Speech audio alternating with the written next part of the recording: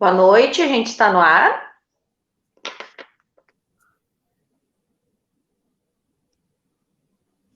Então, saudar todos os nossos parceiros, amigos, ouvintes aí do Facebook, da primeira live do PSOL Guaíba. E hoje o nosso tema, que nós vamos conversar aqui com as nossas convidadas, ouvir também as pessoas que estão participando da nossa live, é sobre o direito à moradia nas nossas cidades brasileiras e também aqui pensando um pouquinho na questão do nosso município, como está esse direito à moradia. Para nós do PSOL, é um tema bastante caro. Nós do PSOL, nós entendemos que moradia é um dos direitos primordiais, porque traz dignidade para o povo, né? E nós vivemos um momento, infelizmente, onde a gente não tem esse acesso. Milhares de famílias vivem em condições precárias, né? E algumas nem sequer têm o acesso à moradia. Então, é bem importante hoje nós estarmos aqui debatendo esse tema, conversando, pensando esse tema, né, para a nossa cidade, para as cidades brasileiras, né? É importante a gente lembrar que hoje é uma live especial, né, gurias? É uma live de mulheres, de um partido socialista que defende, né, a presença da mulher, né, o empoderamento da mulher na política, nos espaços de poder. Então, é muito importante hoje nós estarmos aqui com convidadas mulheres que representam seus movimentos, que estão sempre na luta e na defesa dos direitos aí da classe trabalhadora e do povo, né, dos desassistidos aí, das minorias. Então, é um prazer estar contando com a presença de todas. Eu já vou passar para a apresentação, então, hoje das nossas convidadas, né? E nós temos hoje a Cláudia Fávaro, que é arquiteta e urbanista, é especialista em gestão estratégica do território urbano pela Unicinos, membro do Conselho Superior do IAB e da Comissão Temporária de Gênero do CAU-RS. Militante pelo direito à terra e à moradia adequada, assessora a comunicação de urbanismo, transporte e habitação da Câmara de Vereadores de Porto Alegre. Então, a Cláudia é uma das nossas parceiras hoje, que vai estar conversando conosco, somando, trazendo bastante informação para que a gente possa discutir aqui com os guaibenses, com a nossa Guaíba, né, o direito à moradia, esse tema que é muito importante. Temos também a Carol, a Caroline Souza dos Santos, que é uma grande lutadora também, né, Carol? Historiadora pela Universidade Luterana de Canoas, estudos com focos na lei da implementação 10.639/03 e 11.645/08, educadora social, militante pelo MLB, Movimento de Luta nos Bairros, Vilas e Favelas, e também militante do Movimento das Mulheres Olga Benário, filiada na UP, na Unidade Popular pelo Socialismo. Então, seja bem-vinda, Cláudia, seja bem-vinda, Carol. E hoje também a gente conta com a presença, né, da nossa pré-candidata a prefeita pelo PSOL Guaíba, a nossa querida professora, pedagoga, doutora em educação, professora aposentada da rede pública estadual, né, Líbia? E educadora popular na rede Emancipa. Então, é com grande orgulho que eu hoje apresento uma live, a primeira live do PSOL Guaíba, e com a presença dessas meninas de luta, mulheres empoderadas e da luta. Então, saudar todos o pessoal que está participando, que já começam a se pronunciar. Nós temos aí a Cris Cunha dando boa noite, a Tânia Dechuta, a nossa diretora lá da Educação do Campo, a Claudete Oliveira, a Roseli Cabreira, a Suzy Peretti dando boa noite, o Leonardo Piscini, seja bem-vindo. Então, Eduardo Ferreira, aí começou, tá começando. Então, a Priscila também está aí, da UP, saudar a companheira. Mariane Ferreira, seja bem-vinda. Grande tema da live. Exatamente, inaugurar nossa live com um tema que para nós é um tema muito propício. Oliveira Carla Oliveira, boa noite. A Irma, minha irmã, a Irma de Oliveira. Boa noite, Irma, minha irmã. Então, saudar todo o pessoal que está aí, saudando o MLB, né, o movimento de luta, saudando o pessoal que está chegando, Silvio Ferreira, grandes lutadoras e pessoas especiais, boa noite, Silvio. Victoria Rontani, vocês são muito fortes, continuem assim acreditando, é isso aí. Eduardo Raguzzi, salve pessoal Guaíba, salve. Então nós vamos conversando, vamos vendo quem está assistindo a gente, dando salve, se aproximando aí da população, do povo, né? E vamos começar então com a nossa primeira conversa, né, Cláudia? Com a Cláudia, então. A Cláudia tem aí, então, um tempo para conversar conosco, nós vamos ouvir, as pessoas podem estar fazendo perguntas, para que depois, no intervalo, a gente possa estar conversando com a Cláudia, depois das falas também a gente possa estar conversando. Certo? Então tá, vocês estão me ouvindo bem, gurias? Tudo certo? Queria começar agradecendo a oportunidade de estar aqui com vocês hoje. É um dia bastante especial poder estar com essa mulherada aí com a gente, fazendo esse debate sobre o direito à moradia, que é um direito tão custoso para todos, né, que tem um impacto tão grande nas cidades brasileiras, né, e que é, sem dúvida, um dos maiores desafios hoje para qualquer município, né, para qualquer prefeitura, é essa questão da cidade, essa questão da moradia, de como acolher e de como construir uma cidade onde caibam todos e todas, né.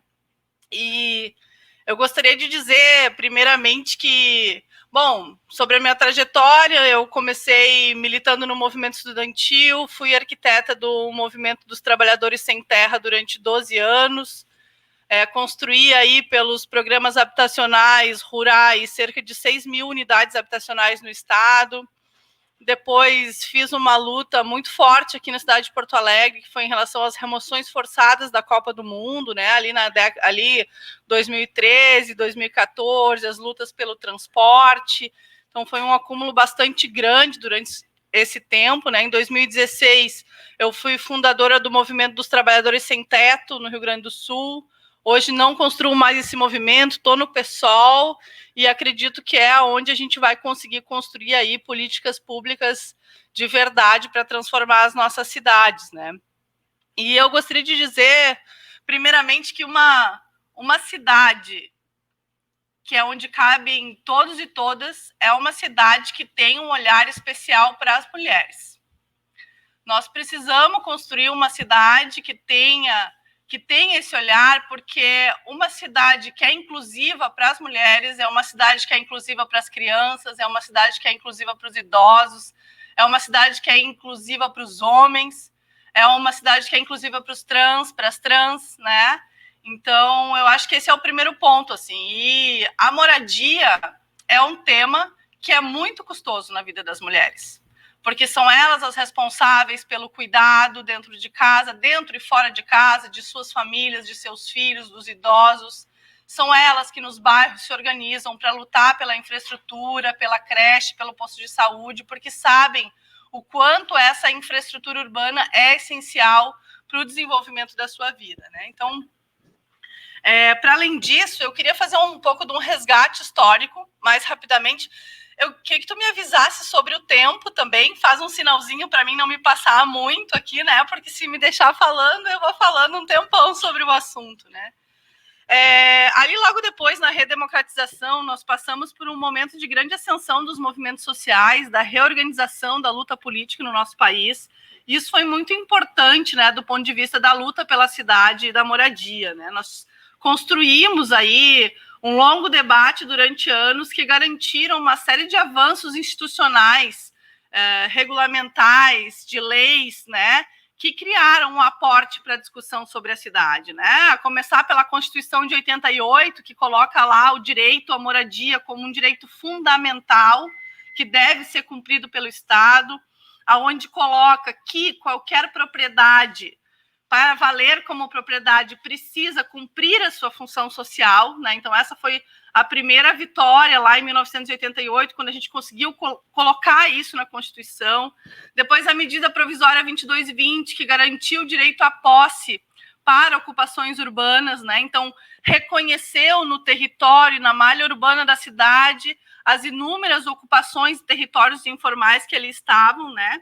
E, em 2001, a aprovação do Estatuto da Cidade, que é uma das leis mais avançadas do mundo em relação à questão habitacional e territorial, mas, no entanto, é uma lei que muito pouco foi aplicada, né? A gente conseguiu avançar em alguns instrumentos dela, mas não em todos, justamente por esse conflito cotidiano, né, em relação à luta pela terra, né? A gente sabe que a terra é um ativo econômico muito forte e que atiça aí muitos interesses especulativos e econômicos na cidade, né? E é obviamente que a cidade ela é como um jogo de cartas, né? Ela é um jogo de xadrez onde tu precisa estar movendo essas peças de forma a conseguir que os agentes da sociedade se coloquem dentro dela para disputar isso, né?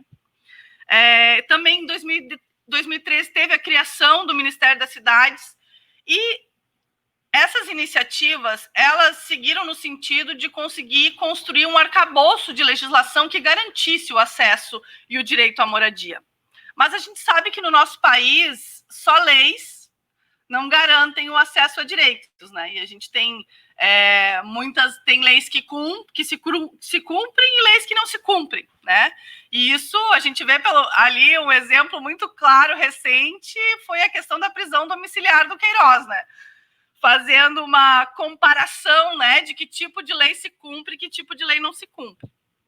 Mas o que é importante é que a gente testou aí diversas regulamentações, né? A questão dos planos diretores, os planos locais de habitação de interesse social. Então, todo um arcabouço de leis que deveria nos dar impulso para conseguir garantir o acesso e o direito à moradia.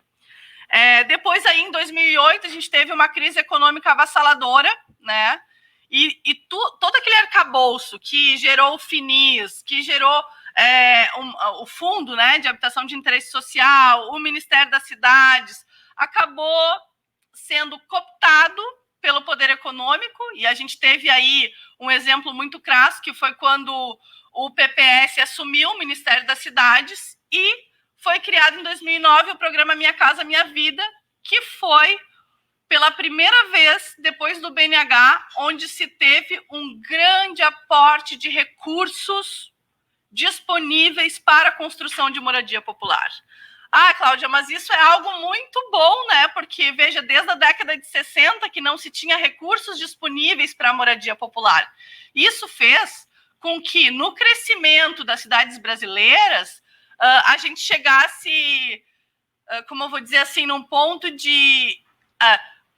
primeiro, o êxodo rural, né? A gente, com o crescimento das cidades, depois da década de 70, a gente teve um crescimento muito grande de todas as cidades, inclusive da cidade de Guaíba, né? Hoje, vocês, para terem uma ideia, na cidade de Guaíba, eu andei pesquisando aqui, tem 95 mil habitantes e 97,14% estão na área urbana. Então, todo esse aporte de pessoas que chegaram à cidade sem infraestrutura não tiveram, durante décadas, investimento habitacional.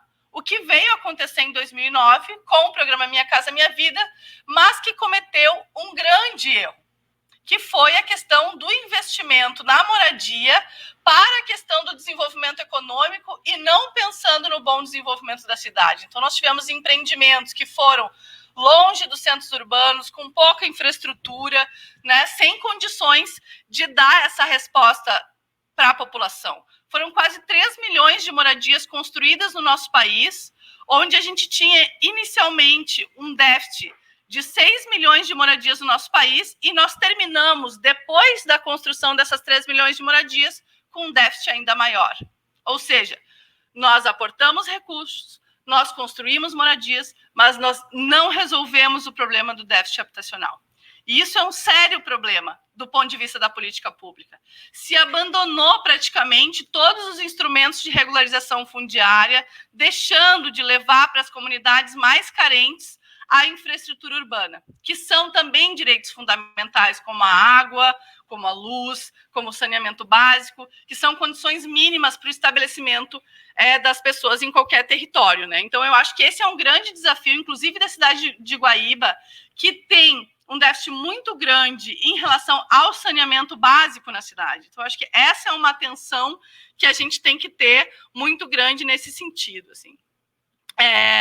A minha experiência, obviamente, é mais na cidade de Porto Alegre, e o que eu tenho percebido é que, assim, percebido não, a gente vivencia, né? Todo ser humano precisa de um lugar para morar. Se ele e a sua família não tiverem um teto, eles vão encontrar, nós vamos encontrar algum lugar, algum terreno vazio, ocioso, para construir a nossa residência e poder passar uma noite abrigada com os nossos filhos.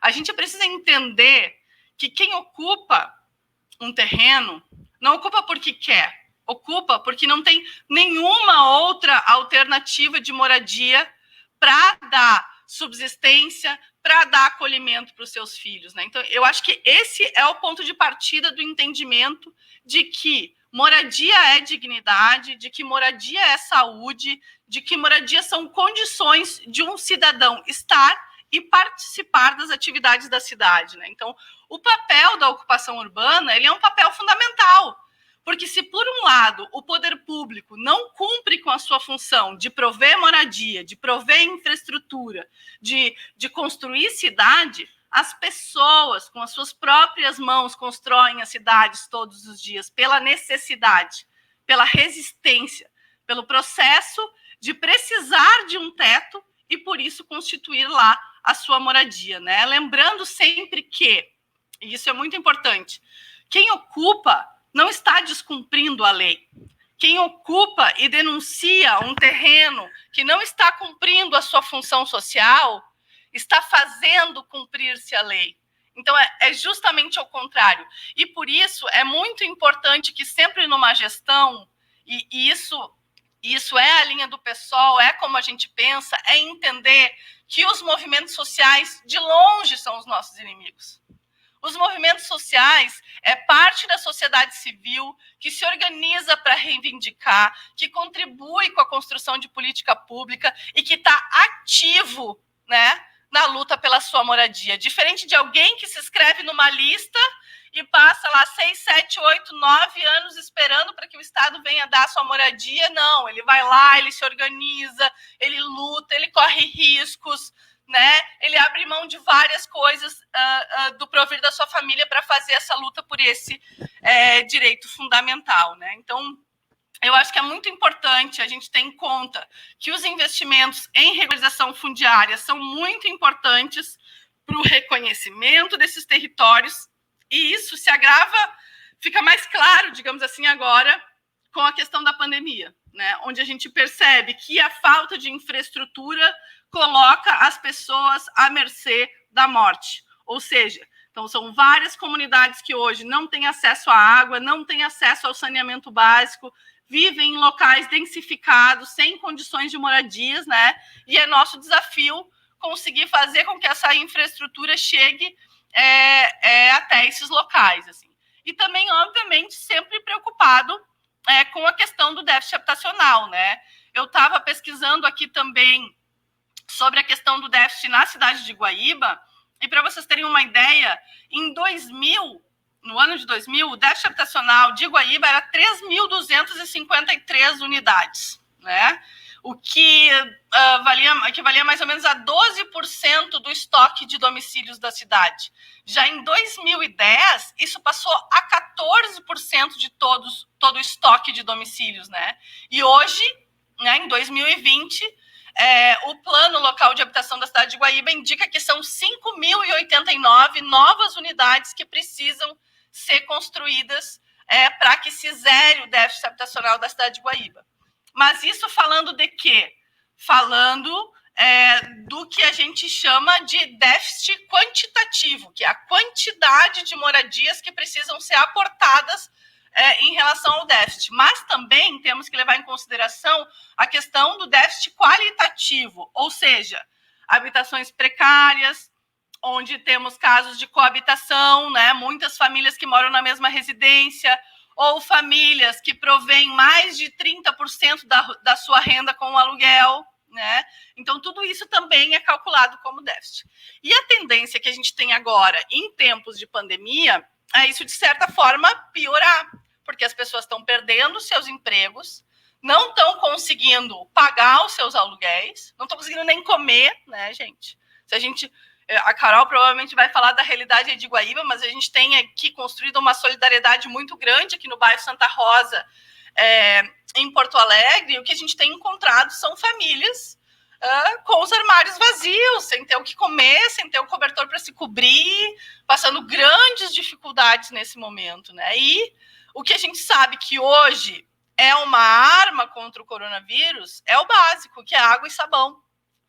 E muitas famílias não têm água e sabão, né? Então, eu acho que esse desafio de a gente encontrar formas de aprender com isso, no sentido de entender que a cidade precisa ser entendida como ela é, que ela se autoconstrói, quem constrói a cidade cotidianamente são os trabalhadores, né?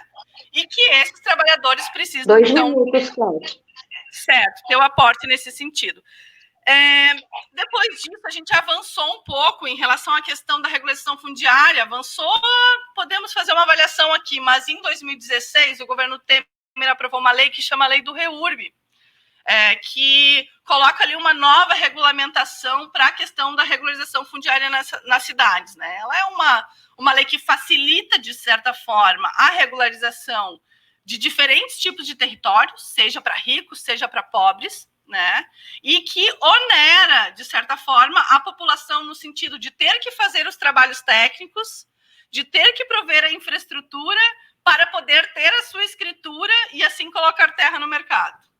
Então, assim, ela facilita de um lado, mas de outro também ela tem um lado perverso, que é de permitir que se aprovem mansões em topo de morro, que se aprovem grilagens de grandes empreendimentos, porque a gente sabe que tem pequenos grileiros e tem grandes grileiros, né? Então, tem esse desafio. Mas eu acho que a lei do REURB é um desafio grande, em termos de uma lei já aprovada para os municípios, né? De aportarem nesse sentido, se apropriarem da lei e conseguirem, na regulamentação nos municípios, transformá-la numa lei que pode, sim, beneficiar os pobres e a classe trabalhadora.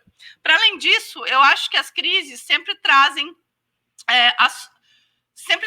boas ideias para a solução, porque eu acho que as boas ideias vêm do nosso povo, né? E é na resistência que a gente constrói essas boas ideias, e eu acredito na organização popular, na organização do trabalho de base para resolver esses nossos problemas, né? E nós, enquanto arquitetos, temos trazido também muito à tona a pauta da assistência técnica de habitação de interesse social, e eu vou encerrar com isso, dizendo que muitos municípios sequer têm arquitetos nas suas equipes, e entendem os arquitetos como um agente que está lá para fazer a aprovação dos projetos e negar ou aprovar e corrigir e taxar o IPTU, etc. e tal. Nós defendemos que nós precisamos que os municípios apliquem a lei da assistência técnica de habitação de interesse social nas cidades, entendendo que o arquiteto é um agente de saúde. Por que eu digo isso?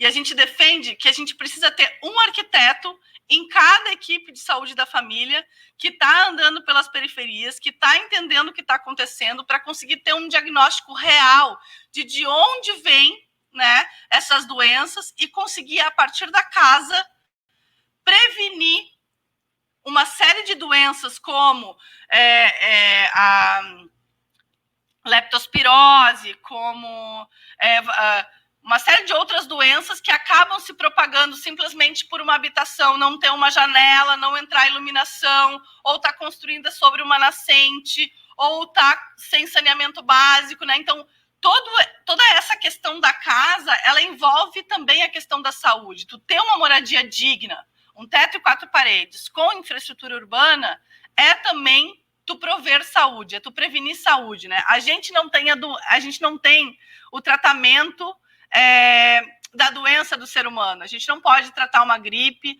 a gente não pode tratar uma tosse, mas a gente pode prevenir ela quando a gente tira a umidade de uma casa, quando a gente abre a janela para orientação solar, quando a gente consegue ter um acompanhamento e uma solução que diz respeito a esse espaço, que é o espaço da casa, que é o espaço de acolhimento, que é o espaço de segurança da família e que é essencial para a construção e desenvolvimento de uma vida digna.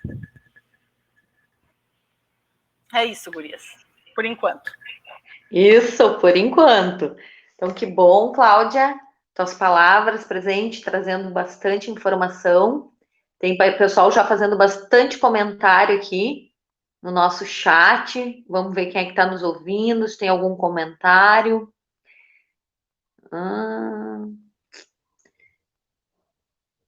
Aqui. Vamos ver. Então, chegou bastante gente nova aqui, que eu falei até um pedaço. Bastante gente se somando à nossa live de hoje, do direito à moradia. O Almiro Brzezinski, bora. A Suzy Peretti falando do frio aí. O importante é estar com os companheiros queridos. Maicon Trindades, tema necessário no momento que estamos vivendo e de suma importância na nossa cidade, moradia para todos. A Cláudia traz um déficit para nós aí bem grande, né? Fora o déficit ali, a gente sabe que tem diversas áreas de Guaíba que precisam de regularização, né? O Pablo Gomes, nosso presidente aqui do Sindicato dos Professores de Guaíba, nos assistindo também. Boa noite. A Soila dando boa noite. O Pablo traz aqui, não se consegue falar em educação se os primeiros pilares da pirâmide de Maslow não forem atendidos. Portanto, a segurança do lar é algo essencial para o indivíduo poder ser considerado um ser social. Sem sombra de dúvida, né? Tânia Beatriz, importante a discussão sobre moradia no país. O Cristiano, o professor Cristiano Carvalho, tamo junto, tamo junto. Aqui a presença do nosso vereador de Porto Alegre, Roberto Robaina, seja bem-vindo, dando os parabéns para a nossa live, aprendendo com a Cláudia Fávaro, aprendendo mesmo. Roberto Robaina comentando também, dando parabéns, saudando a todos da mesa, um beijo para a professora Líbia. Aqui a Suzy traz a especulação imobiliária de Guaíba, que aniquila as moradias para os trabalhadores.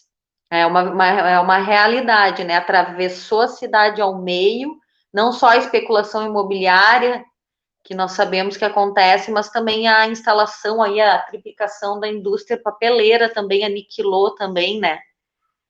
As moradias ali, principalmente dividiu ali os bairros do Ermo com a Alegria ali, o acesso à Zona Sul, né? Aquilo ali é um problema para nossa cidade. O Diego, estamos juntos, Dani, estamos mesmo. Pablo também fazendo mais algumas colocações. Programas de moradias populares pode ser um estímulo à indústria e comércio de materiais de construção e consequentes serviços, e tendo o poder de fazer a roda da economia voltar a girar, sobretudo na fase pós-pandemia. É uma forma de fazer a economia girar, assim. A Victoria Rontani, parabéns, Cláudia, você me ajudou muito e me deu muita força. Olha aí, Cláudia. A Priscila, enquanto morar for um privilégio, ocupar é um direito, sem sombra de dúvidas, estamos juntos. A Tânia Beatriz, precisamos de programas de moradia popular na cidade. O Minha Casa Minha Vida foi um avanço, mas não foi o suficiente, e com muitos problemas. Nós temos críticas ao programa Minha Casa Minha Vida, né, enquanto partido. Clodoaldo, vamos à luta. Claudete, que tudo, ter o pessoal botando a cara para fazer o contraponto à mesmice, trazendo para discussões temas relevantes para a nossa realidade. Isso aí, Claudete Oliveira, nossa diretora da Escola do Campo.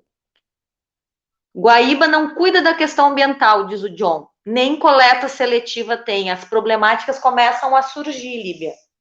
A gente percebe que o pessoal começa a se manifestar aqui dos diversos problemas que tem em nossa cidade, né? A Marliane, é isso aí, Cláudia. O Pablo Gomes aqui se manifestando também. É mais barato iniciativas de moradias populares do que depois desalojar moradores em situação de vulnerabilidade social em locais ocupados. A Tânia coloca que teremos outros temas também que iremos discutir nas próximas lives. A nossa Tânia lembrando: transporte, saúde, educação, cultura. Que dá aqui, ó, o John dizendo que a Cláudia trouxe dados importantes. A Claudete querendo participar. A nossa deputada estadual, Luciana Genro, parabéns, gurias, mulherada de luta. Luciana, hoje o nosso partido, a mesa é 100% mulher no poder, mulher se empoderando aí, né? Isso é bem importante para um partido feminista, né? O Rudinei Fernandes, parabéns, pessoal Guaíba. Obrigado, Rudinei. E Leonardo já dizendo aqui um fora Bolsonaro, fora Mourão também, né? E fora Leite também. Fora Bolsonaro. Ó, tem gente que tá dizendo que a Claudete tem que participar de live, sim, aí, gente. Aqui começa a aparecer algumas perguntas que aí depois a gente vai passar para as convidadas, então. Vamos ouvir agora a nossa companheira Carol, que tem uma vivência aqui da nossa cidade, né, Carol? Que vai nos trazer a questão agora aqui da questão da moradia aqui, tão necessário aqui para nossa cidade, tão latente, né? Então, essa live do pessoal de hoje, ele trouxe, que para nós esse tema no pessoal é muito pertinente. Boulos já trouxe muito dessa discussão agora na sua candidatura à presidência, e por representar também um movimento, né, de luta pela moradia dos trabalhadores, aí pela moradia, pelo MTST. Então, para nós é um tema que faz muito bem iniciar o nosso debate pelo direito à dignidade à moradia. Eu já passo de imediato para a Carol, te aviso em 10 minutos, Carol, pode ser? Fechou. Boa noite, né? Queria me apresentar primeiro e agradecer a oportunidade de poder estar falando sobre esse tema, um tema bem pertinente para todas as cidades, inclusive Guaíba. Eu sou a Caroline, sou formada em História, né? Sou militante pelo Movimento de Mulheres Algabenário, no qual acolhe mulheres vítimas de violência. Faço parte do MLB, que é um movimento de luta nos bairros, vilas e favelas que tem atuação na cidade. Também faço parte, né, de um comitê de mulheres que pensa sobre a lei de alienação parental, que é uma lei que afeta as mulheres, principalmente mulheres de periferia. E vim hoje para conversar um pouco, né, sobre essa realidade que não foge da minha também, mas que afeta principalmente as pessoas que vivem em situação de vulnerabilidade social. Em primeiro lugar, eu queria fazer uma nota de pesar, né, que hoje nós perdemos o Cláudio Guterres, que foi o vice-presidente da Escola Império Serrano, que é uma escola tradicional de Guaíba, uma escola de samba, e é com muito pesar que eu venho trazendo essa nota, porque não tem como falar de moradia, não falar de identidade, e não falar de uma cidade que foi construída em cima de uma identidade dita como homogênea, mas nós somos uma cidade negra, né, onde nós temos esses movimentos que contribuem muito, né, para a gente poder nos dar enquanto seres humanos, enquanto pessoas sociais e políticas, né. Então, eu gostaria de deixar um abraço para a família, e a dona Ivânia Goulart faleceu dia 30, né. Avançando no assunto, eu queria começar a trazer uma proposta de pensar o que é uma moradia digna, né? O que a gente pensa numa moradia digna? Não é só tu ter um teto, por quê? Uma moradia digna, ela está associada ao nosso processo de identidade enquanto seres humanos. O professor Milton Santos já falava que uma pessoa que ela mora em lugares periféricos, ela já tem uma bagagem, né? O geógrafo, ela já tem uma bagagem que já a joga para a marginalidade. Então, falar de moradia digna, a gente fala sobre quais os lugares que a gente pertence, sobre o nosso pertencimento enquanto seres sociais.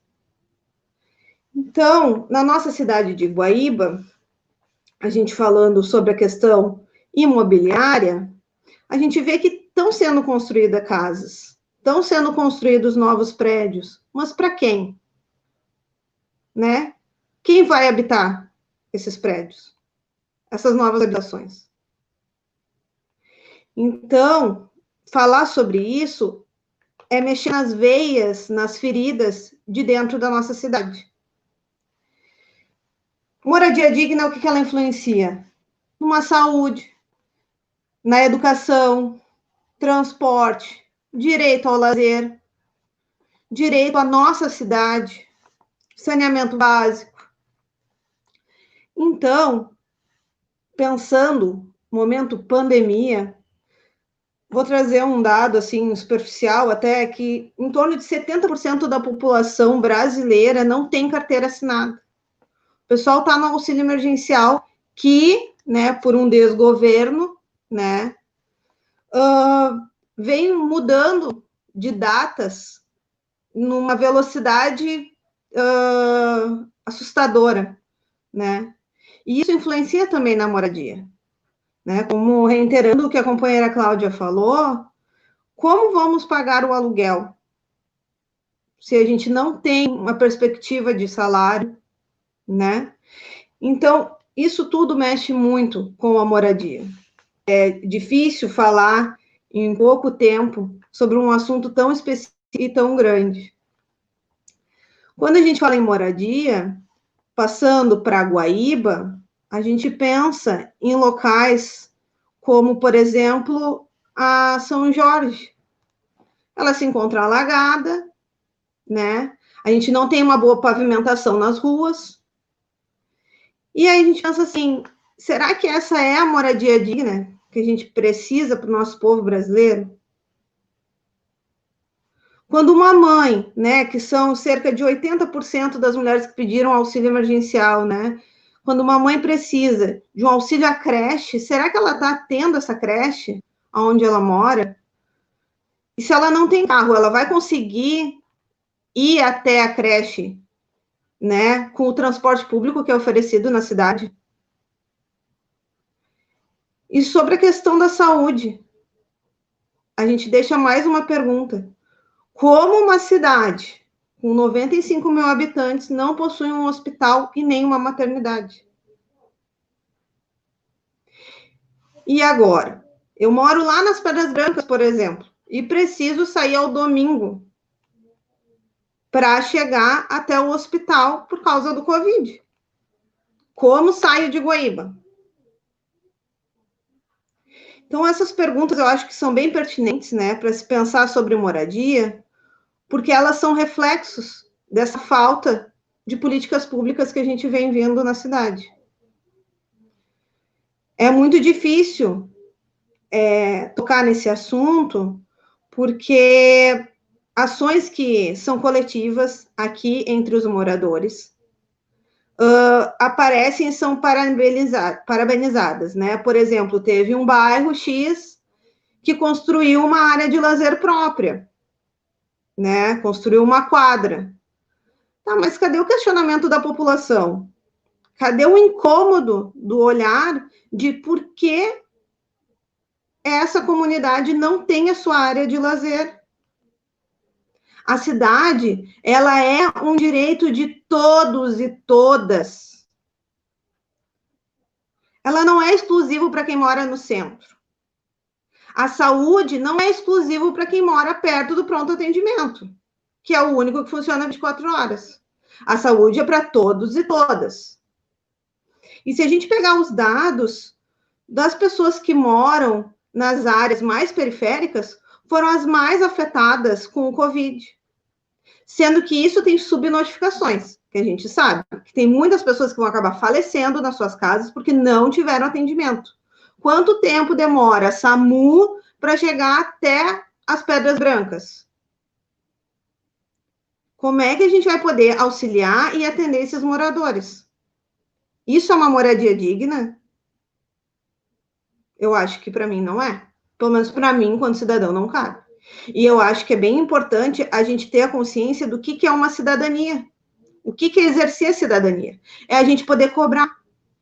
A gente tem um problema no Arroio Dilúvio. Os moradores que moram lá, próximo ao Arroio Dilúvio, estão tendo moradia digna, com aquele cheiro, com aquele odor, com os males que aquilo pode ocasionar para a saúde. Quando chove, Guaíba tem sérios problemas de alagamento, falta de luz, falta de água. A gente vê escândalos políticos sendo vivenciados e também expostos na rede nacional. Mas e agora, qual é o nosso papel enquanto movimento? Qual é o nosso papel enquanto indivíduo para mudar isso? Eu não estou aqui trazendo uma fórmula, porque eu nem tenho essa fórmula de como mudar, né? Não tenho uma mágica, mas só com a organização da população, e principalmente população negra e periférica, que também deveria estar no debate, para poder falar suas demandas, somente eles podem mudar alguma coisa. Aí, voltando a falar no início que minoria, nós não somos minoria, a gente tem que aprender a parar de dizer que a gente é minoria, porque a gente é a maioria. Minoria é aquele 1% que está lá no governo ganhando dinheiro e roubando de todo mundo. Aquilo ali é minoria. Nós somos a maioria. A gente é forte, a gente tem potência na voz e a gente precisa ser ouvido. E principalmente aquela senhorinha que está lá esperando o auxílio emergencial para dar comida para o neto, né? Aquela escola, por exemplo, na São Jorge, que pegou fogo e que os alunos ficaram assim, sem ter aonde estudar. Aonde está o interesse? É observar todo esse cenário, que ele é muito amplo, né? Até é difícil escolher e pontuar pela quantidade de problemas que esta moradia, que não é digna dentro da cidade, tem ocasionado, né? A venda de chaves e terrenos sem regulamentação é outro problema dentro da cidade. A gente vê pipocando o tempo todo anúncios, né, de pessoas que conseguem o privilégio do Minha Casa Minha Vida e que fazem isso como um comércio. Elas vendem a chave para outras pessoas que não teriam a possibilidade de estar acessando, porque o faixa 1 do Minha Casa Minha Vida não é mais contemplado. Quando alguém vai agora para fazer um pedido, né, eles querem ver se a pessoa vai ter condições de pagar todas as parcelas primeiro para depois liberar, e aí vão mudando as regras, e aí tu já tem que dar 12 mil de entrada. Como é que uma família que não tem o que comer vai guardar 12 mil para poder dar entrada numa casa? E essas casas que estão vazias, esses terrenos que estão vazios e ociosos, o que é feito deles? Assim como a Cláudia falou, e reitero o que ela disse, todo terreno ocioso, ele tem uma finalidade social que ele precisa ser implementada ali. E ocupar, em nenhum momento deveria ser criminalizado, porque está na nossa Constituição. É um direito nosso, é um direito enquanto ser humano, independente do local. E aí a outra pergunta, né, que eu tive uma trajetória que me ligou à ocupação Lanceiros Negros em Porto Alegre, mas acredito que aqui também não é diferente, não é pertinente essa pergunta, mas por que periferia? Por que a gente tem que morar aonde não tem uma pavimentação? Por que a gente não tem direito ao centro da cidade? Por que existe essa higienização social? Eu conheci moradores de rua em Porto Alegre que eram moradores de rua em Guaíba e me relataram que não sou mais morador de rua em Guaíba porque em Guaíba nem ser morador de rua dá. Então a gente vê o quanto é profundo isso. Porque a gente tem situações precárias em albergues, né? A gente vê que não se fala muito sobre esses assuntos dentro da cidade, mas também a população, quando a gente conversa nas casas, que é um trabalho que a MLB faz, ela tem consciência disso. E eles mesmos apontam para nós quais são os déficits dentro da cidade. Como uma mãe que recebe 1.200 vai pagar R$ 600 de aluguel, mais água, mais luz, mais alimentação. É um cálculo que não fecha.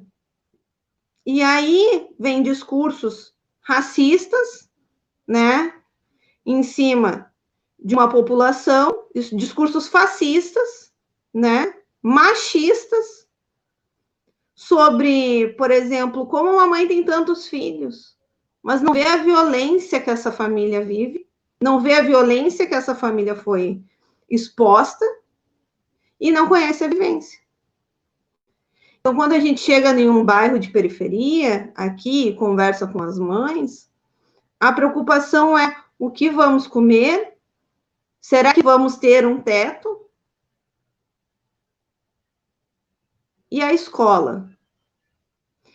Então, a gente precisa de programas, né, que a população ela tem se unido e tem feito doação de cestas básicas. População indígena, a gente tem aqui o grupo AAMA, desculpa se eu falei o nome errado, né, que também contribui com cestas, né, para o pessoal, para a população indígena, que também está mais à margem ainda, né, isso a gente fala do um macro, né, porque se a gente for pegar a nomenclatura e ir diminuindo, a gente vê quem está na base, que são as mulheres negras, população indígena. Então, se a gente for aprofundar mais o assunto, a gente vê que parte da sociedade, uma organização, em si uma sociedade, né, uma organização popular, que deveria, né, não ter tanto essa preocupação como a gente tem, porque o Estado, ele tem plenas condições de suprir isso. Mas aonde estão indo os dinheiros públicos? Aonde vai o dinheiro público da nossa cidade? Então, é muito triste ver 2 minutos. que em 2019 pouco se avançou. Um debate que ele já vem vindo, principalmente do movimento negro. E lembrando que a cada 23 minutos, um homem ou uma mulher negra é assassinado no Brasil. E que não adianta só a gente estar fazendo discurso de internet ou se sensibilizando com a causa longe, sendo que perto também a gente tem as pessoas sendo assassinadas, ou morrendo de frio, ou morrendo de fome. Não deve ser seletivo. E para concluir, então, enquanto morar for privilégio, ocupar é um direito humano. Finalizo. Obrigada. Isso aí, agradecer então, Carol. Lembrando, né, nós somos realmente a maioria, né, a maioria excluída, sem privilégios, com a reforma da Previdência agora trabalhar até morrer, mas como tu disse, impossível a gente, 70% da população brasileira não ter carteira assinada e nós conseguirmos ter 40 anos de contribuição sem interrupção para garantir uma aposentadoria. Então, essa não é a reforma para se aposentar, né? Essa reforma é para acabar com a aposentadoria, para que ninguém tenha mais aposentadoria, né? E urge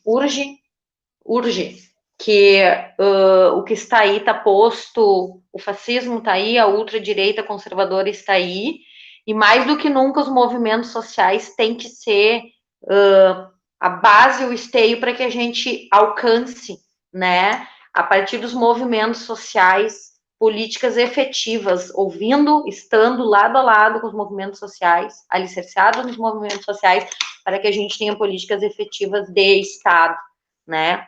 Guaíba não é diferente. Já vou passar, então, para a nossa pré-candidata, então, a nossa Líbia, para fazer a sua fala também. Aviso em 2 minutos, certo, Líbia?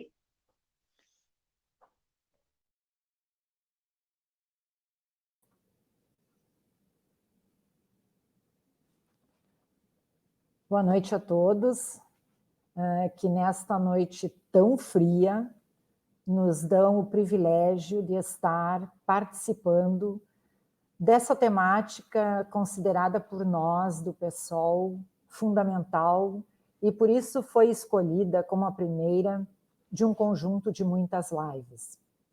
Eu quero agradecer o aceite dessas duas mulheres lutadoras, a Cláudia e a Carol, que têm a sua vida, as suas experiências alicerçadas junto aos movimentos populares, com ênfase na questão do direito à moradia, na organização das pessoas a partir do seu lugar.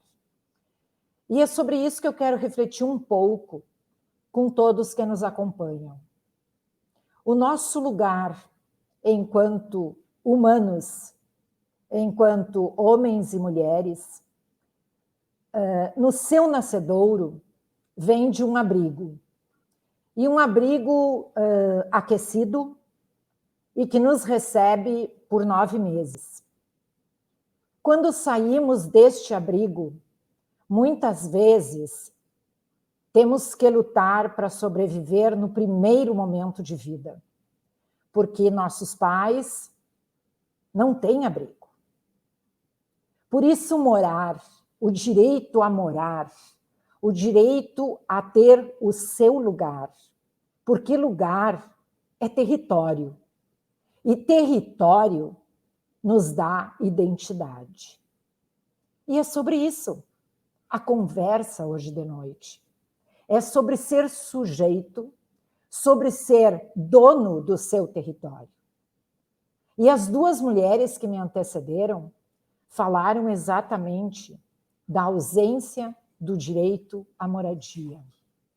Vive-se num país onde as cidades brasileiras não se ocupam prioritariamente com a moradia.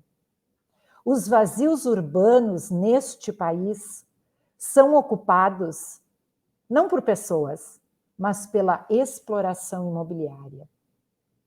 É muito mais fácil para os governantes deixar que o mundo privado e privatista, que se constrói e cresce muito bem nessa sociedade capitalista, se ocupe dos vazios urbanos, porque então isso gera mais riqueza para 1% da população. Esse 1% da população detém o poder do capital. E os demais 99% somos nós. Somos nós que defendemos e queremos moradia. Somos nós que entendemos que a moradia, neste momento, por exemplo, que o país passa por um ataque da pandemia, se nós tivéssemos moradia para todos, nós teríamos também um menor número de pessoas afetadas pela Covid-19. Onde há moradia digna, onde há moradia de qualidade, em torno dela devem surgir, a partir do poder público, em todos os seus níveis, nos 3 níveis: educação, ou seja, creche, que é o primeiro processo referente à educação, que deve estar junto aos núcleos habitacionais, independente do tipo de núcleo habitacional. Inclusive as ocupações que precisam de políticas fundiárias. As ocupações precisam ser reconhecidas como um movimento legítimo. Ocupar os espaços, estar nos espaços, querer ter o respeito nestes espaços, isso exige dignidade. E essa dignidade exige creche, exige escola, exige unidade básica de saúde. Minimamente, estas temáticas serão por nós abordadas nestas rodas de conversa. Pretendemos, todas as terças-feiras, conversar sobre esses temas que são ofuscados, esses temas que desacomodam as pessoas que detêm o poder, esses temas que pertencem à maioria dos 99% da população brasileira. Onde morar? Onde deixar meus filhos até a pré-escola? Onde cuidar da saúde da minha família? Como me locomover na cidade? Como me fazer referência enquanto homem e mulher negros? A negritude é uma temática fundamental a ser discutida quando se fala em cidades, em lugar onde vivem pessoas brasileiras negras, e que são, muitas vezes, não vistas, borradas pelas não negras. Vamos tratar de um tema que é muito caro para todas nós e para o PSOL também, que é o tema da mulher. Quem é esta pessoa? Por que tantas mulheres sofrem o assédio, a violência, o desconhecimento, a invisibilidade, quando a maioria de nós é responsável pela manutenção da família? Haja vista, neste momento de pandemia, o grande número de mulheres chefes de famílias. E é para isso que a gente convida cada um de vocês que está aqui hoje, nessa noite fria, escrevendo, comentando, nos conhecendo ou não, mas participando, porque conhece as demais convidadas, a continuar pensando, a continuar propondo, colocando ideias, porque nós estamos num momento de ouvir. A proposta do PSOL é ouvir, é querer saber o que os moradores desta cidade pensam sobre ela. O que os moradores desta cidade gostariam que ela tivesse. Porque é muito simples nós chegarmos aqui e dizer que nós queremos pensar sobre as políticas públicas.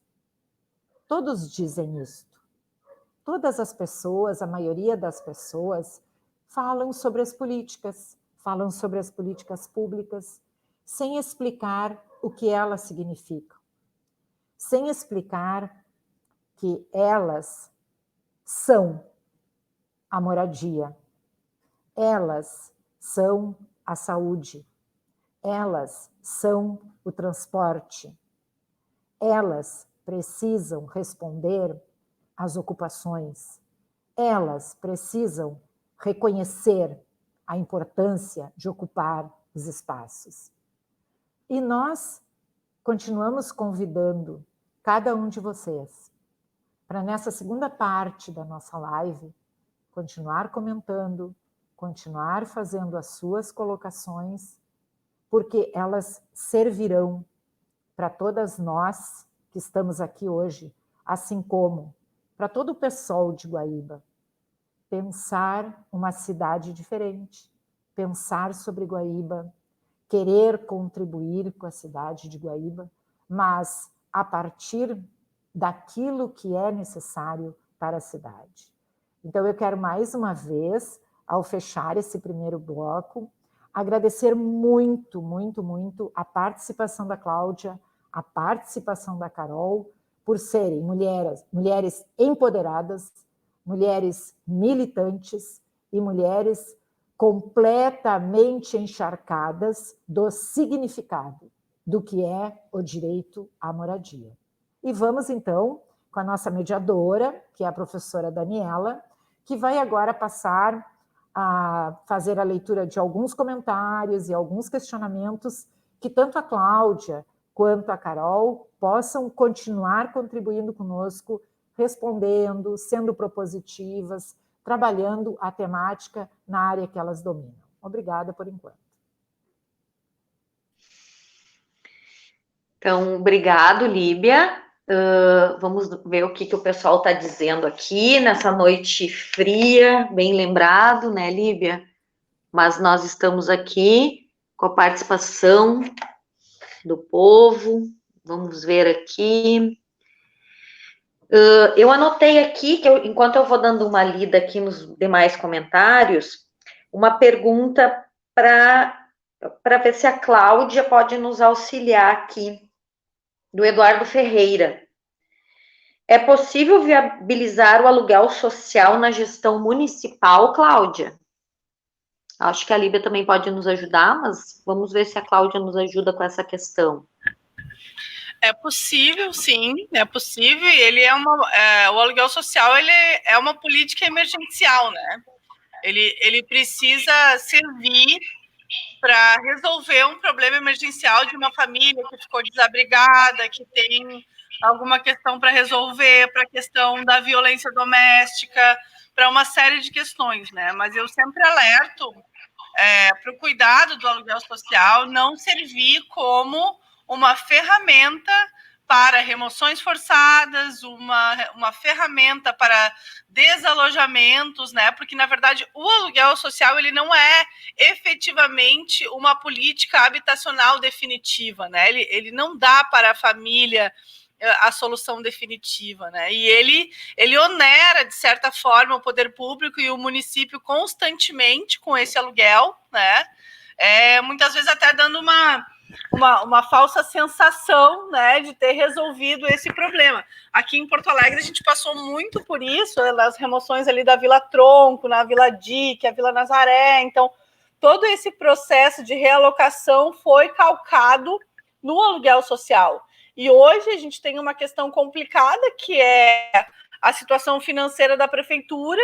Então, a prefeitura deixa de pagar o aluguel social e deixa a família numa condição novamente de uma família sem teto, né? Mas ele é uma política que precisa existir justamente para contemplar essas situações emergenciais de famílias que estão desalojadas, seja por enchente, seja por outros problemas meteorológicos, para alguma situação emergencial da população em situação de rua. Mas mesmo a população em situação de rua, é preciso pensar numa solução definitiva onde o investimento público seja feito de forma a solucionar o problema, né? Mas sim, é uma política que pode e deve ser implementada e pensada como política pública pelo município.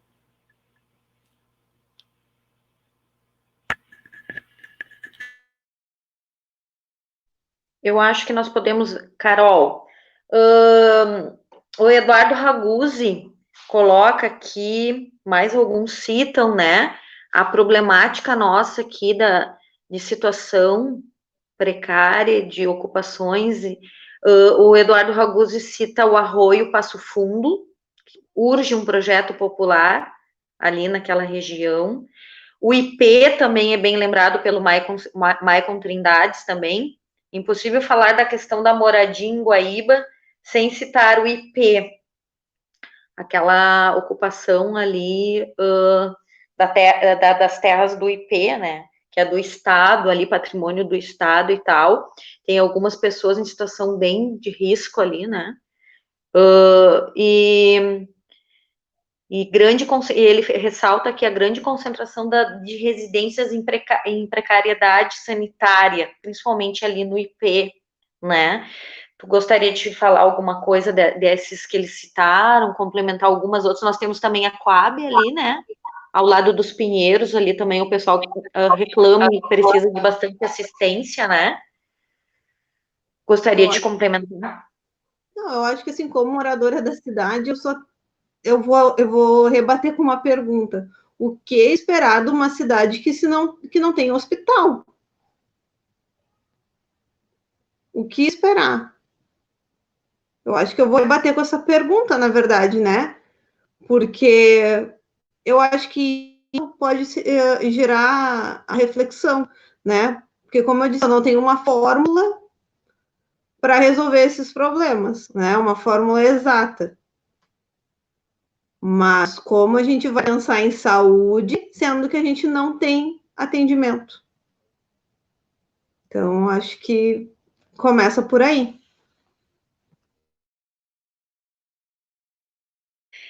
Líbia, o pessoal aqui está colocando a questão do investimento inadequado, do mau uso do dinheiro público. Como que tu vês essa questão? Como deveria ser a participação da sociedade na escolha do uso do dinheiro público?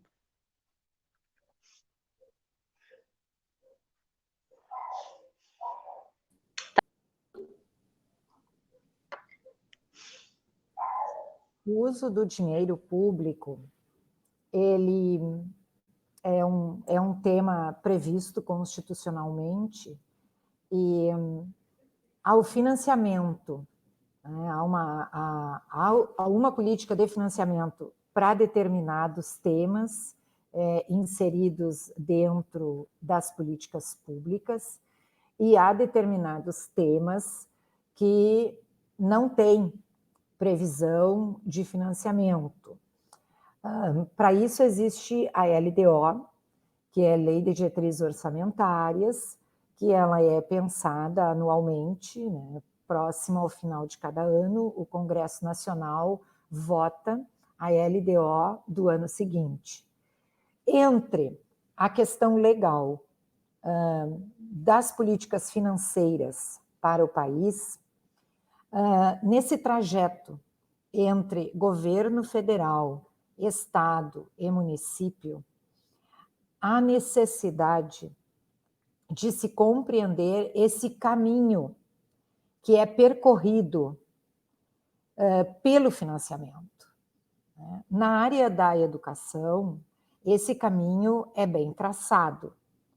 Todavia, nas demais áreas, sabidamente, há desvios, há sonegação e na questão da moradia, principalmente, há um certo desinteresse dos governos, que são aqueles que deveriam financiar a moradia para todos os brasileiros, e é como se houvesse uma posição de não quero ver, não tenho nada com isso, e a especulação imobiliária toma conta disso.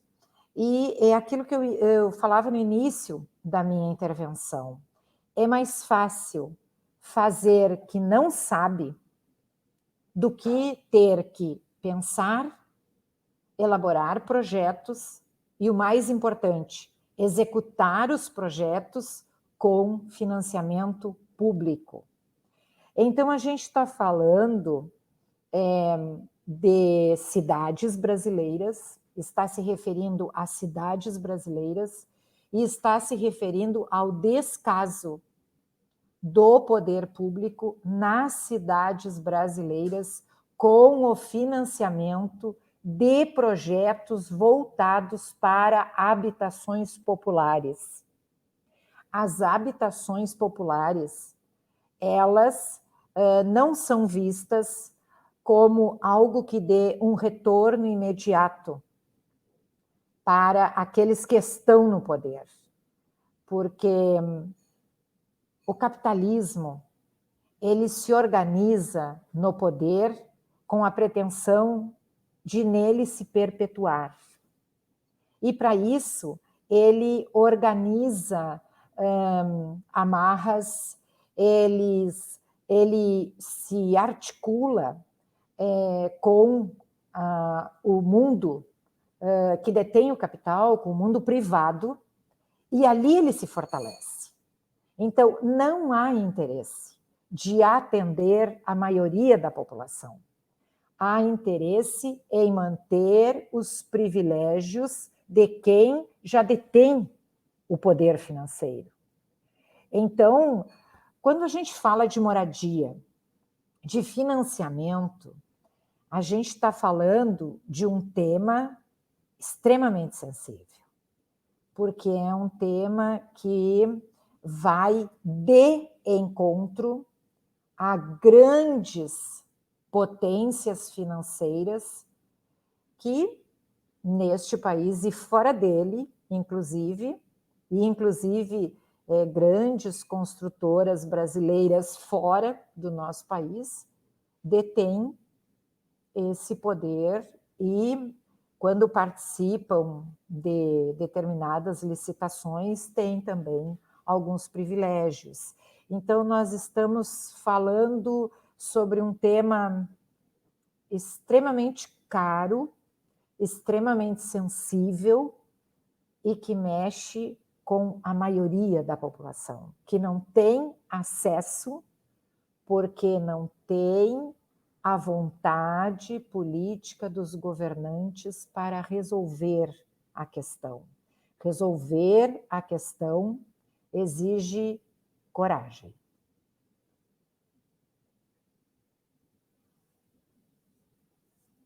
Carol, será que a gente teria aqui uma pergunta da Naie?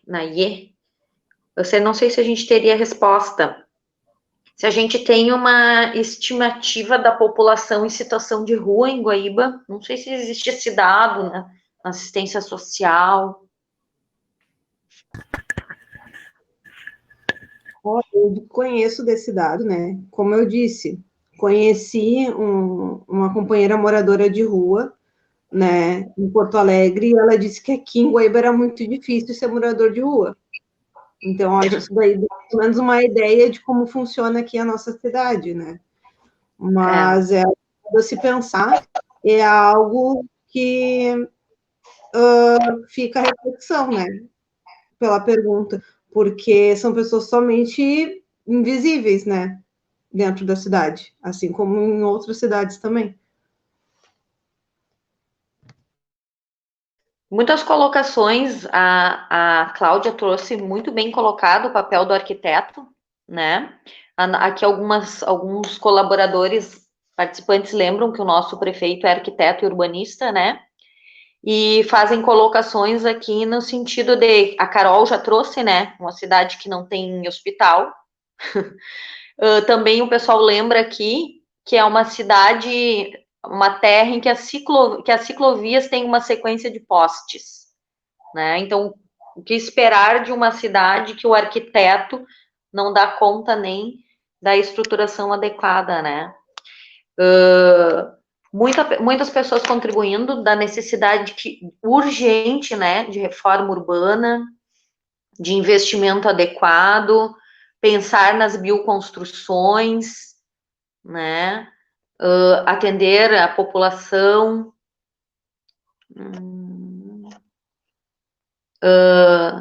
o tema da reforma urbana que surge muito, então tem bastante demanda, urge, né, uma política pública de moradia para dar conta dessa demanda. Guaíba é uma cidade considerada dormitório, né? Eu sou uma das moradoras que vim para Guaíba em 1985 atrás de emprego e acabou acontecendo bem isso, como a maioria dos moradores de Guaíba.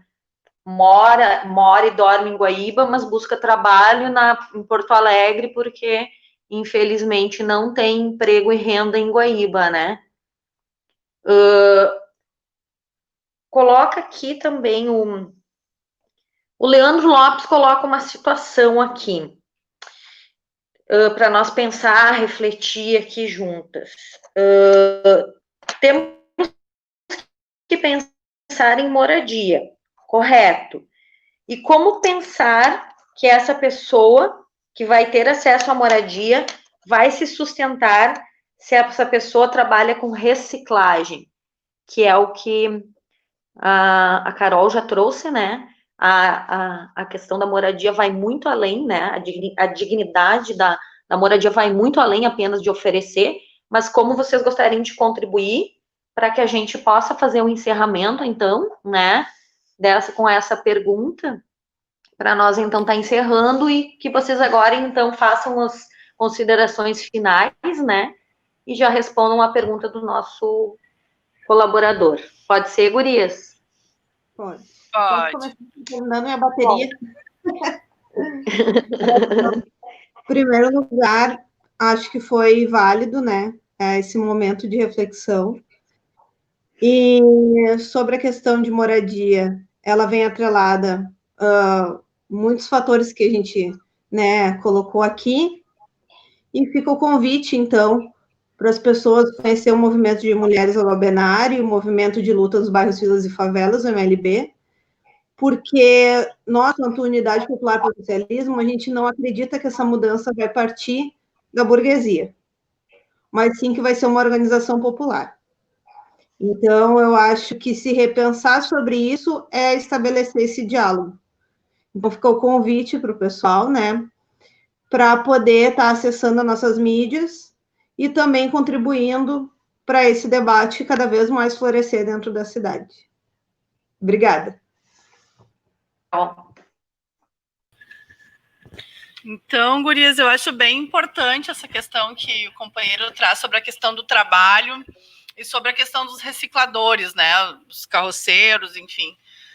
A gente tem que pensar os carroceiros, os recicladores, como uma das populações mais importantes, assim como os médicos cuidam da gente, assim como, né, eles cuidam da cidade, eles limpam a cidade, eles trabalham sobre isso, eles cuidam do meio ambiente. A minha filha, quando vê um carroceiro passar aqui na frente de casa e vê ele juntar as latinhas, a minha filha diz, ai, mãe, olha ali, ó, ele tá cuidando da cidade, né? As crianças têm muito mais essa responsabilidade do que nós, e a gente não pode pensar em empreendimentos habitacionais onde não caiba o trabalho das pessoas, onde não caiba uma criança, onde não caiba uma mulher, onde não caiba um idoso, né? A gente tem que pensar a questão da moradia como um todo. É bem como a Carol disse, né? A moradia é muito mais do que um teto e 4 paredes, e a impressão que eu tenho é que a solução colocada pelos governantes que estão aí aplicando as políticas neoliberais no nosso país, no nosso estado,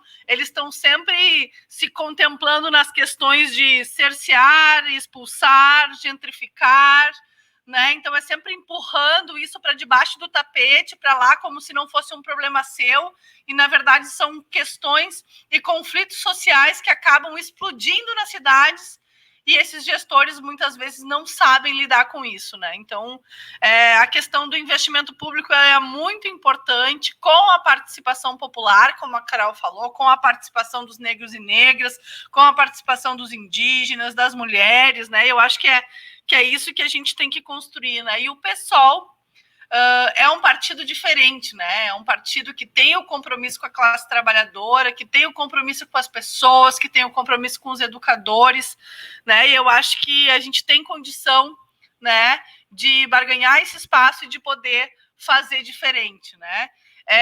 Como eu digo, assim, tem arquitetos e arquitetos, políticos e políticos, né? Então, eu fiquei surpresa com a notícia e eu não sabia que o prefeito era arquiteto, mas a verdade é essa, né? Para a gente, a nossa cabeça pisa, nossa mente está onde pisam nossos pés, né? Já dizia o velhinho barbudo. E para os arquitetos não é diferente, né? Se a gente tiver arquitetos que pisem na periferia, que entendam a realidade da população e que consigam contribuir com o seu conhecimento para o desenvolvimento de uma cidade mais justa e mais humana, isso vai acontecer.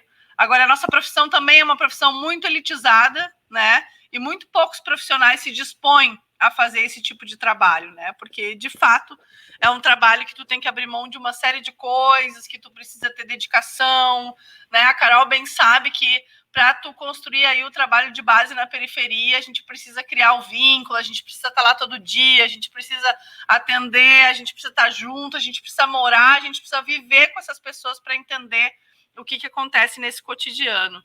E é um desafio muito grande, Líbia, que tu tem pela frente aí nessa disputa aí em Guaíba. Eu desejo muita, muita, muita sorte, né? Muito trabalho, e que essa militância toda que teve na live aqui, que elogiou, que teve junto nesse debate, ajude vocês aí em Guaíba também a construir um bom programa e que tenha capacidade de fazer o enfrentamento a essas políticas que vêm sendo desenvolvidas por aí, tá bom? Um beijão para vocês, muito, muito, muito obrigada pela oportunidade de estar aqui com vocês. Obrigada, Cláudia. Líbia? Eu quero reforçar o agradecimento a todos que estiveram conosco e ainda estão até agora. Estamos com 1h20 de live, é um bom tempo, então essas pessoas têm bastante interesse em tratar do tema, sobre o tema da moradia. Agradecer mais uma vez as duas camaradas que esta noite estão conosco, a Carol e a Cláudia, tratando sobre o direito à moradia e convidar todas as pessoas que continuem participando às terças-feiras à noite. Cada terça-feira vamos discutir uma temática que venha ao encontro das necessidades da maioria da população, que são os excluídos da sociedade dita organizada, porque enquanto pensarmos que os problemas se resolvem de cima para baixo, nós não conseguiremos dar conta de nada. Só se faz um bom planejamento, só se faz bons projetos e se consegue colocá-los em execução a partir do momento que as pessoas envolvidas com aquele tema falam, saem das sombras, aparecem, dão a ver a sua cara. Então precisamos ouvir as pessoas, ouvir todos os moradores que quiserem participar deste momento de escuta, que para nós do PSOL é fundamental. Não tem como pensar uma cidade sem saber o que essa cidade pensa. Então, ouvir cada um dos sujeitos, cada um dos moradores desta cidade, através das suas organizações, através das suas comunidades, de forma que aquelas que já existem permitam e proporcionem que outras organizações também apareçam a partir do desejo das pessoas que moram nos bairros, das pessoas que moram nas ocupações, das pessoas que moram no centro, das pessoas que querem morar. É para todos, é para todas que o PSOL existe. E o PSOL não pretende organizar-se na verticalidade. O PSOL é horizontal. Por isso, é para todas e para todos. Agradeço mais uma vez a mediação da professora Daniela, a participação de todas as pessoas que estão aqui conosco e as nossas duas convidadas, e contamos com vocês na próxima semana com outra temática muito interessante e com pessoas com tanta qualidade nas argumentações, porque estas argumentações vêm da sua experiência, vêm da sua vivência, e é isso que se pretende. Isto é o PSOL. Uma boa noite a todos e obrigada. Obrigada, Líbia. Então, já agradeço a participação, né, Gurias? Foi muito importante a participação das mulheres essa noite. Há pouco algum colaborador lembrou ali que as cidades, os países mais bem resolvidos quanto à questão pandêmica são administrados, são governos de mulheres, né? Então, isso é muito importante. Agradeço, então, imensamente estar conosco nessa noite fria, debatendo um pouquinho, conversando um pouquinho, trazendo a realidade, conhecimento de fato da causa, né? De cada uma de vocês, através da vivência de vocês. E esse é o nosso papel aqui, enquanto mediadora, tá ouvindo, tá aprendendo, né? E principalmente entendendo que cada vez mais faz necessário a participação popular e que as pessoas pensem em uma cidade diferente a partir da participação popular, das maiorias incluídas, né, Carol? Que as maiorias sejam incluídas e as minorias excluídas cada vez mais, né? Então, agradecer. Só para fechar aqui, vamos ver quem é que está falando conosco aqui na live. Agradecer a participação de todo mundo aqui, bastante participação.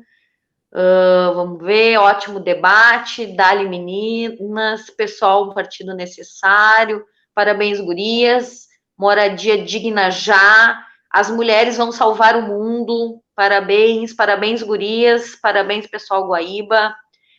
Aqui vem um boa noite de Santo Ângelo, da Gislene.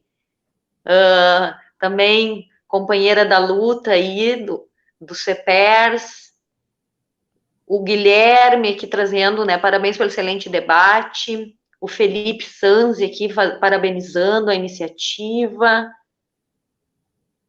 O Júnior Garcia também parabenizando. Muito legal, debate necessário. Pessoal nos parabenizando. Estão com saudade, porque a gente está só à distância, né? Já estão aqui dando beijinho, abraço de saudade. Por enquanto a gente não pode se ver presencialmente, logo estaremos todos juntos, né? Mas por enquanto a gente segue, como a professora Líbia falou, toda terça-feira nós estaremos trazendo um tema, conversando, pensando, ressignificando, né? E me despeço aqui, então, em nome das nossas convidadas, e já dizer para o pessoal, fiquem atentos aí às redes sociais, atentos às redes sociais, que nós vamos estar divulgando o próximo tema na próxima semana. Já agora, para a próxima semana, já estaremos divulgando os convidados e o tema. E é isso, obrigada, gurias. Imensa satisfação estar dividindo esse espaço com vocês. Sigam firmes, fortes na militância, na luta, estamos juntos, fechados, e é isso aí. Agradecer a presença de cada um, especialmente vamos agradecer, né, Líbia, a presença dos nossos colaboradores aqui, o Eduardo e a Ju, que estão aqui nos ajudando aí intensamente para que essa live acontecesse, né? Então a gente agradece, e é isso aí. Boa noite a todos, foi um prazer poder estar com todos.